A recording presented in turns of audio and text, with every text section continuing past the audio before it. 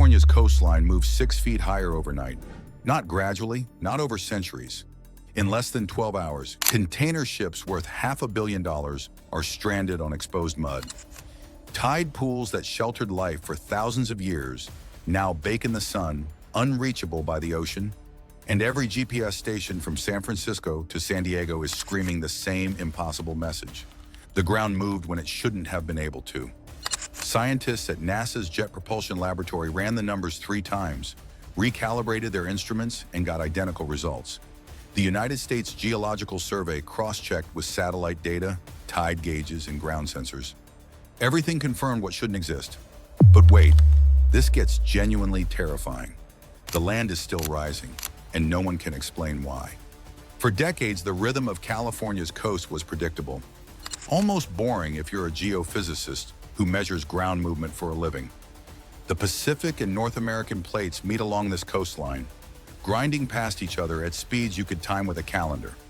Most sections creep upward or sink at rates between 0 and 4 millimeters per year.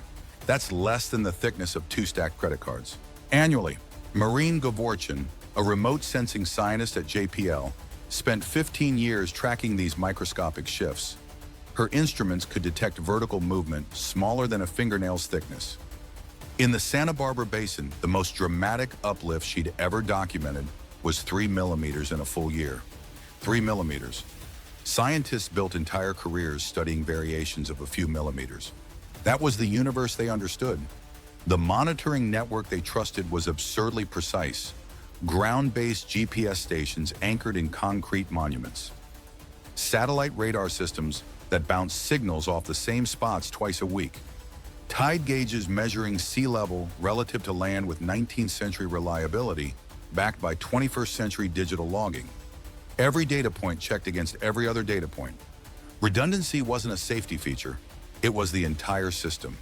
If the ground moved even a centimeter unexpectedly, alarms would trigger across multiple agencies. So when the alarms started screaming on a Tuesday morning in October, the first assumption was simple. The instruments had failed, they hadn't. 3:17 a.m.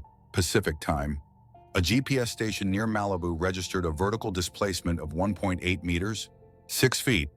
The software flagged it as a sensor malfunction and automatically discarded the reading. Standard protocol.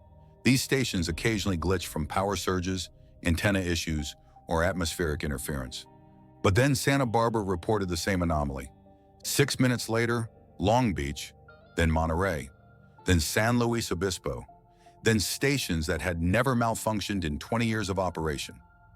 By 4 a.m., 87 GPS stations along 400 miles of coastline were reporting identical, impossible readings. The overnight analyst at JPL's monitoring center made the call that would change everything. He disabled the automatic error filters and let the raw data through. Every station confirmed the same story. The California coast had jumped vertically during the night. And wait, it gets strange. Seismometers scattered across the state recorded nothing. Not a single tremor. The seismic network that had successfully detected earthquakes, magnitude 2.0 and above for decades, showed a perfectly flat line throughout the night. Whatever moved the coastline did it silently. By 6 a.m., emergency protocols kicked in. Geologists scrambled from their homes. NASA scientists at JPL initiated full system diagnostics. The USGS activated their rapid response team. Harbor masters in Los Angeles and Long Beach were making calls they'd rehearsed for earthquakes and tsunamis, but never for this. The container terminals at America's busiest port complex sat exposed above the receding waterline. Ships that had docked the previous evening were grounded on mud that should have been 6 feet underwater. Port of Los Angeles handles $1.4 billion in trade daily. It went to zero in a single night. Insurance companies received claims they had no policy language to cover. Supply chain managers stared at tracking systems showing cargo that physically couldn't move fresh produce from Asia, destined for American grocery stores, sat in refrigerated containers on ships that couldn't reach land. But wait, this gets worse. While economists calculated financial losses, marine biologists were witnessing something more immediate, something irreversible. The intertidal zone, that narrow band where land meets sea, is one of the most densely populated ecosystems on the planet. Tide pools carved into coastal rock shelter anemones, starfish, crabs, urchins, mussels. Creatures that evolved over millions of years to survive the rhythm of tides. The rhythm just broke. Biologists from Monterey Bay Aquarium reached the shore at dawn and found tide pools that should have been refreshed by the incoming tide sitting 6 feet above the waterline. Exposed, heating in the October sun. They organized rescue teams within an hour. Volunteers with buckets, wet towels, anything that could transport water and living creatures down to the new shoreline. But the scale overwhelmed them instantly. Every beach along 400 miles of coast, every tide pool, every creature adapted to a world that no longer existed. Seals and sea lions, hauled out on rocks they'd used for generations, found themselves stranded on what had become inland cliffs. Seabirds that nested in coastal caves arrived to find their nesting sites, unreachable kelp forests, those underwater cathedrals of life, suddenly found their upper canopies exposed to air and sunlight that would kill them within hours.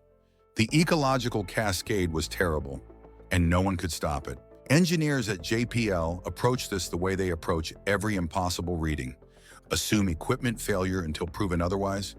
They pulled the Rhinex files, the raw GPS data that underlies every position calculation.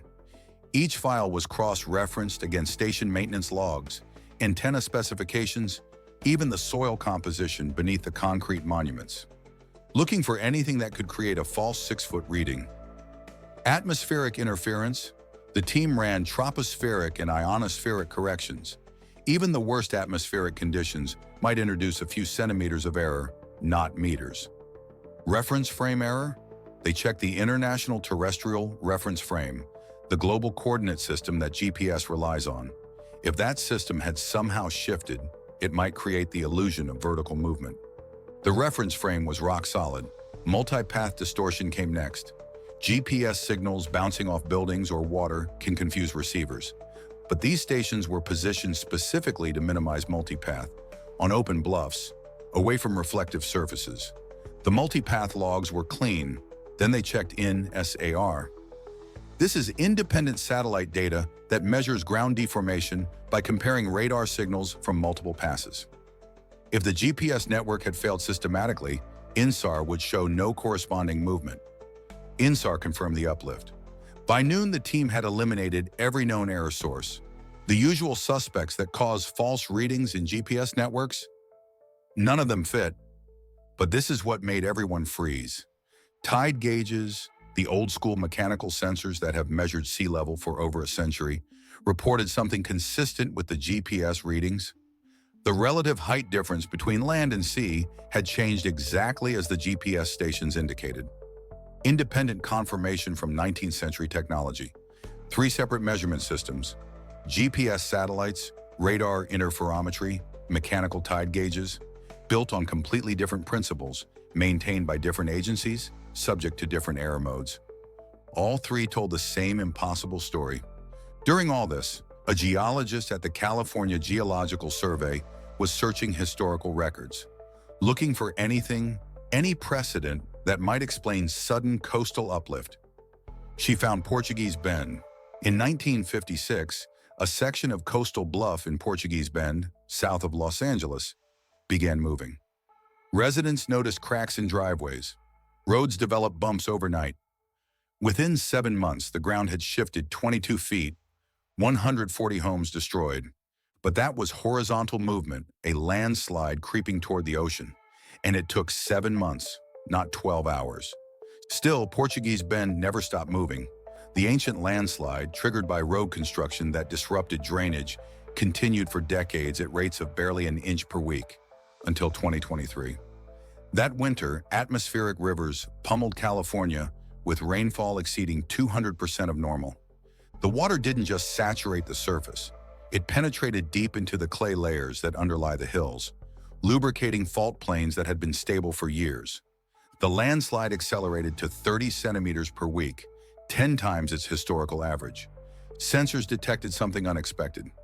As the massive block of land slid toward the ocean, its leading edge compressed against more resistant bedrock near the coast. The result was uplift at the toe of the landslide. The ground, unable to move forward, bulged upward. Geologists call this toe uplift. It's documented at landslides globally, usually at rates of a few millimeters to centimeters per year, not feet per day. And certainly not along 400 miles of coastline simultaneously, but it sort of established something critical. Rapid vertical uplift without earthquakes was physically possible. Just not at this scale, not this fast, not everywhere at once. The Portuguese BEN data gave scientists a mechanism, but it didn't explain the event. It was like finding a book about matches after your entire city burned down overnight. Technically relevant, completely insufficient. Within 48 hours, the data reached the private sector. GeoStride, a Silicon Valley satellite analytics firm with contracts from oil companies and real estate developers, released their own analysis. Their algorithms, trained on years of satellite data, confirmed the 6-foot vertical displacement with even higher precision than government networks. The USGS responded within hours. A public statement, carefully worded but unmistakably aggressive. They questioned GeoStride's methodology, suggested their satellite-only approach was vulnerable to systematic bias, implied their commercial interests might influence their interpretations.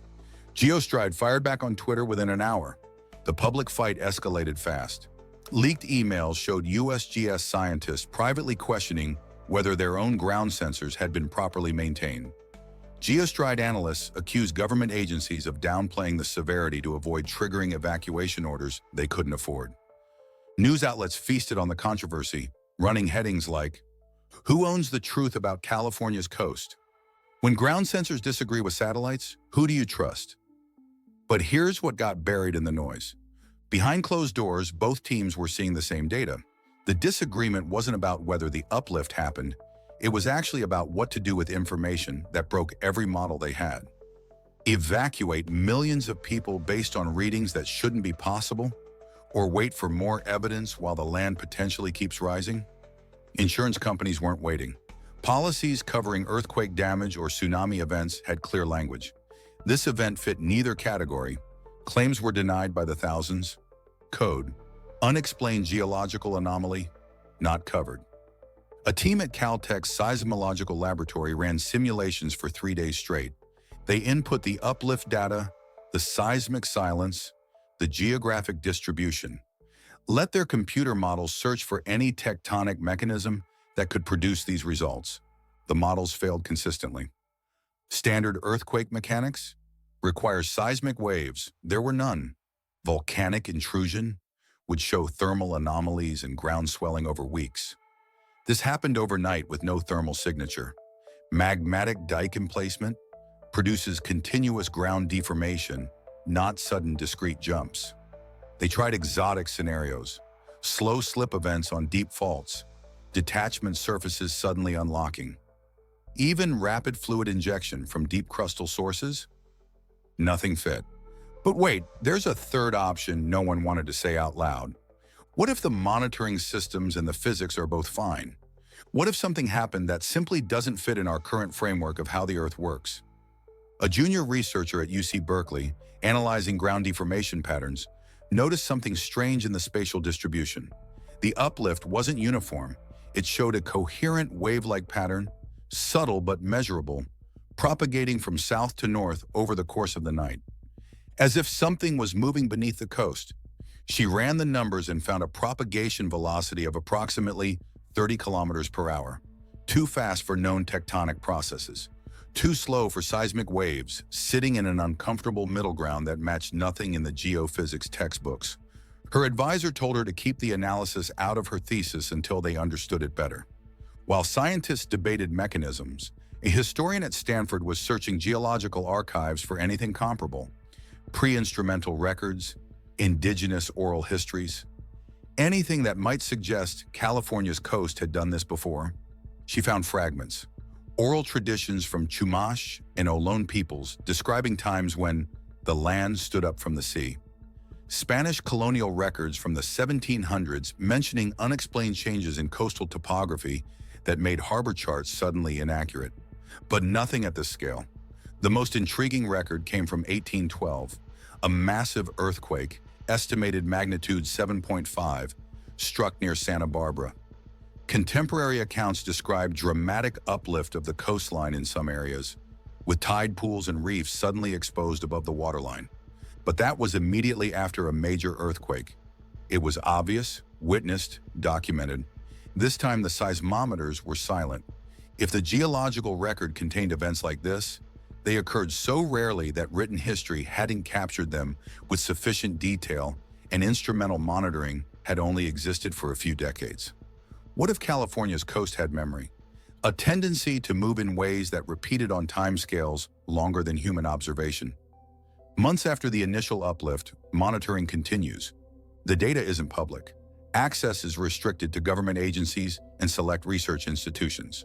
But scientists talk, leaks happen, multiple sources confirm the coastline has continued to rise. Not at the dramatic rate of that first night, but measurably, an additional 8 to 12 centimeters in few months, distributed unevenly along the affected zone. That might sound big after a 6-foot jump.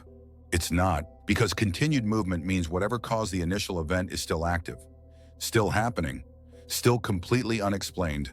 Internal USGS memos, obtained through Freedom of Information requests, reveal contingency planning for evacuation scenarios that include continued acceleration of vertical displacement. Translation: they're preparing for the possibility that this could get worse, much worse. A confidential report from a civil engineering firm assessed 200 buildings in downtown Los Angeles. Their conclusion: 34% showed stress fractures consistent with sudden foundation displacement. Most weren't immediately dangerous, but the long-term structural integrity was uncertain. No public announcement was made. The reasoning, according to leaked internal discussions: avoid panic that could trigger mass evacuations without clear evidence of immediate danger. How many lives are you willing to risk by not evacuating versus the chaos and potential casualties from evacuating millions? The answer appears to be wait and monitor. We know California's emergency management system is built around known threats: earthquakes, wildfires, floods. Each has protocols, warning systems, evacuation routes. This event broke the playbook. How do you evacuate for a threat that already happened but might happen again? Where do you tell people to go? Inland areas that might experience their own uplift? Other states? And for how long? Moving 3 million people, even temporarily, would cost billions. Housing them, feeding them, maintaining emergency services. And if the threat doesn't materialize, who pays for the false alarm? Increased sensor density along the coast. Satellite passes doubled. Ground-penetrating radar surveys running continuously. But no public alarm, no evacuation orders, no disruption to the largest economy in the United States. Life continues with instruments watching for the next impossible event. Schools stay open. Businesses operate. The ports, after frantic dredging operations and modified shipping procedures, return to partial operation. Everything looks normal if you don't read the restricted data. The laboratories still don't have answers, and the working theories remain unsatisfying. Maybe a slow slip event on a deep fault interface triggered sympathetic movement across multiple segments simultaneously. But slow slip events have never produced this kind of rapid surface displacement. Maybe fluid injection from deep crustal sources, possibly related to plate boundary processes scientists don't fully understand. But that would require fluid volumes that seem physically implausible. Maybe the monitoring networks did experience a coordinated failure more sophisticated than current error checking can detect. But that requires believing in coincidences that strain probability. Or maybe Earth's coastal dynamics operate with mechanisms science hasn't discovered yet. Not because scientists are incompetent. Oh no. But because instrumental monitoring represents a tiny window of observation compared to geological time. We've watched California's coast with modern instruments for barely 50 years. The coastline has existed for millions. What we call unprecedented might just be rare enough that recorded history hasn't caught it before. It's been months since that night. The tide pools that died haven't recovered. New species are colonizing the altered coastline. But the ecosystems that existed for thousands of years are gone. The economic losses topped $20 billion before accountants stopped updating the estimates. And the ground is still moving. Millimeters per month now, but consistently upward in several areas. Scientists watch their instruments with the kind of focused attention you reserve for something you don't understand but can't ignore. Because mountains, coastlines, and tectonic plates operate on timescales that make human monitoring seem like brief glances. They were here long before civilization. They'll be here long after. And when they move in ways that break our models, our instruments, and our understanding, we're forced to admit how little we actually know. So what do you think is happening beneath California? Is this a natural process we simply haven't documented before? Or is something fundamentally changing in the way our planet's crust behaves? Drop your theory in the comments. Because honestly, we're all trying to figure this out together. Subscribe for more mysteries that challenge what we think we know about our planet. And check out the next video here.